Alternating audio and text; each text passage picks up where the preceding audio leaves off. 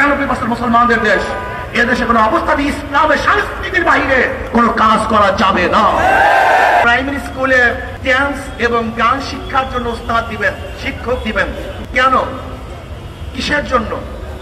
গান ড্যান্স আমাদের মুসলিম পরিবারের একটা সংস্কৃতি না।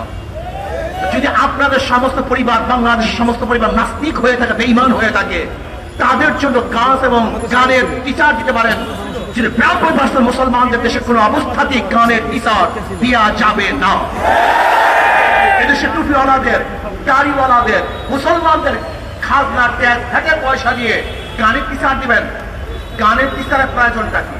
সেখানে ইংলিশ টিচার দেন, কম্পিউটার টিচার দেন। আজকে প্রাইমারি শিক্ষা ব্যবস্থা ধ্বংস হয়ে গেছে, কিচ্ছু নাই। সেখান থেকে আর মানুষ ঘুরতেছে না, ইউনিভার্সিটির চান্স পায় না, মেডিকেলের চান্স পায় না, কোন জায়গায় চান্স পাচ্ছে না। এর জন্য প্রাইমারি শিক্ষা লেভেলকে ঢেলে সাজাবার জন্য ধর্মীয় শিক্ষক সেখানে নিয়োগ দিতে হবে এবং কোন অবস্থাতেই সেখানে গানের টিচার বাংলাদেশে দেয়া যাবে না। যদি দিতে চান আপনার গদি, আপনার মসনদ খাত হবে ইনশাআল্লাহ।